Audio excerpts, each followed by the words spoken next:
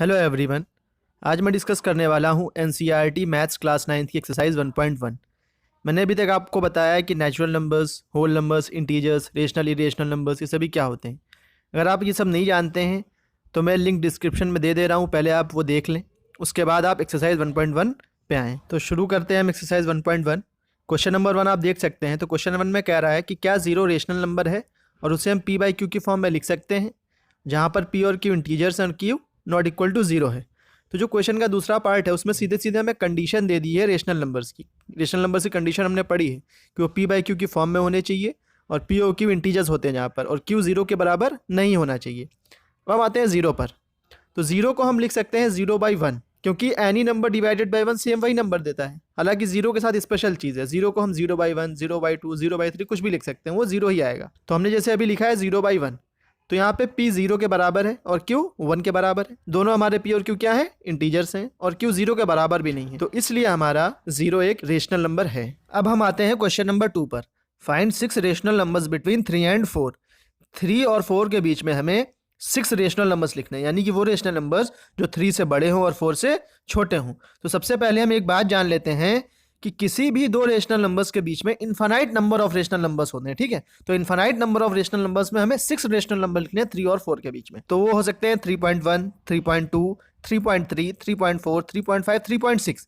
ये 6 rational number हो गए 3 और 4 के बीच में।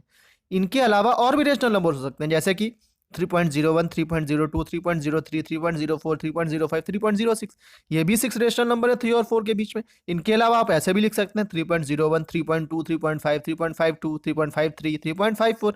ये भी 6 रेशनल नंबर है 3 और 4 के बीच में, ठीक है। अब हमें मान लीजिए इन्हें फ्रैक्शन में लिखना है, तो जैसे 3.1 है तो इसे हम लिख सकते हैं 31/10। जब हम डेसिमल हटाएंगे तो नीचे डिनोमिनेटर में आ जाता है 1 और उसके बाद उतने जीरो जितने डेसिमल के बाद डिजिट्स हैं। जैसे 3.1 में डेसिमल के बाद एक डिजिट है तो 31/10 हो गया, 1 लिख के एक जीरो बढ़ा दिया। और इसी तरह से 3.2 क्या हो जाएगा, 32/10। इसी तरह से 3.01 क्या हो जाएगा, 301/100। 100 क्यों, दो जीरो आएंगे क्योंकि डेसिमल के बाद दो डिजिट्स हैं, ठीक है। इसी तरह से 3.02 को 302/100 लिख सकते हैं। इसी तरह से आप सभी नंबर्स को अगर चाहें तो फ्रैक्शन में लिख सकते हैं। अब हम आते हैं क्वेश्चन नंबर 3 पर। Find 5 rational numbers between 3/5 and 4/5। देखिए रेशनल नंबर्स लिखने के बहुत सारे तरीके हैं, ठीक है। बुक में आपको फ्रैक्शन के तरीके में दिया होगा, तो मैं चाहूंगा कि आप एक ही तरीके को तैयार करें, ठीक है, क्योंकि आपको फिर उससे बहुत ज़्यादा कंफ्यूजन नहीं होगा, ठीक है। जैसे हमने अभी डेसिमल का तरीका समझा उसी से हम इसको भी समझेंगे। तो 3/5 को हम लिख सकते हैं 0.6। 3 को आप 5 से डिवाइड कर लें तो क्या आ जाएगा, 0.6। इसी तरह से 4/5 को 0.8। 4 को आप 5 से डिवाइड कर लें तो क्या आ जाएगा, 0.8, ठीक है। तब हमें 0.6 और 0.8 के बीच में 5 रेशनल नंबर्स लिखने हैं, तो वो क्या हो सकते हैं, 0.61, 0.62, 0.65, 0.70, 0.75। ये सभी 0.6 और 0.8 के बीच के हैं। इनके अलावा आप कुछ और भी चाहें तो वो भी लिख सकते हैं, ठीक है। अब मान लीजिए इन्हीं को हमें फ्रैक्शन में लिखना है, तो 0.61 को लिख सकते हैं 61/100, 0.62 को लिख सकते हैं 62/100, 0.65 को 65/100, 0.70 को 70/100, 0.75 को 75/100, ठीक है। तो ये हमने फ्रैक्शन में लिख लिया। अब हम आते हैं क्वेश्चन नंबर 4 पर। क्वेश्चन नंबर 4 में कह रहा है state whether the following statements are true और false, give reasons for your answers, ठीक है। तो हमें इसमें ट्रू और फॉल्स बताना है और रीजन भी देना है, ठीक है। तो सबसे पहला है every natural number is a whole number, ठीक है। तो सबसे पहले हम देखते हैं नेचुरल नंबर और होल नंबर। तो नेचुरल नंबर्स होते हैं 1 2 3 4 काउंटिंग नंबर्स, तो 1 2 3 4 and so on. Whole numbers होते हैं 0 1 2 3 4 एंड सो ऑन। तो होल नंबर्स को हम लिख सकते हैं 0 प्लस नेचुरल नंबर्स। तो होल नंबर्स में नेचुरल नंबर्स आ गए, इसका मतलब सभी नेचुरल नंबर होल नंबर्स होते हैं। तो पहला पार्ट ट्रू हो गया, every natural number is a whole number, तो पहला पार्ट ट्रू हो गया।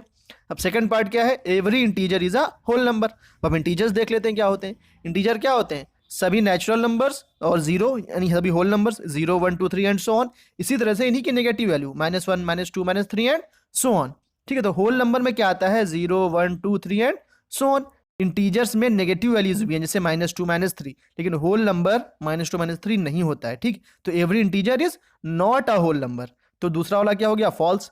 अब थर्ड पार्ट क्या है, every rational number is a whole number, कि क्या सभी रेशनल नंबर होल नंबर हैं। तो हम देखते हैं होल नंबर्स क्या हैं, 0 1 2 3 4, इन्हें हम क्या लिख सकते हैं, 0/1, 1/1, 2/1, 3/1, 4/1 एंड सो ऑन। तो ये सभी तो रेशनल नंबर हो गए क्योंकि पी बाई क्यू के फॉर्म में लिखे जा रहे हैं, तो सभी होल नंबर तो रेशनल हैं। अब हम अगर एग्जाम्पल लें, जैसे कि हम लिख लेते हैं 3/5, तो इसको क्या लिख सकते हैं 0.6। तो ये रेशनल तो है क्योंकि पी बाई क्यू के फॉर्म में लिख सकते हैं, लेकिन ये होल नंबर तो नहीं है। 0.6 is not a whole number, ठीक है, तो 0.6 होल नंबर नहीं है, तो every rational number is not a whole number, तो ये क्या हो गया, फॉल्स हो गया, ठीक है, क्योंकि यहाँ पे क्या दिया हुआ है, every rational number is a whole number, third भी हो गया फॉल्स। तो मुझे लगता है कि आपको एक्सरसाइज समझ में आई होगी। अगर कोई डाउट है आपका तो आप कमेंट बॉक्स में पूछ सकते हैं, मैं वो आपको बिल्कुल बताऊंगा, ठीक है। अब एक्सरसाइज 1.2 अगली वीडियो में डिस्कस करेंगे हम। Thank you.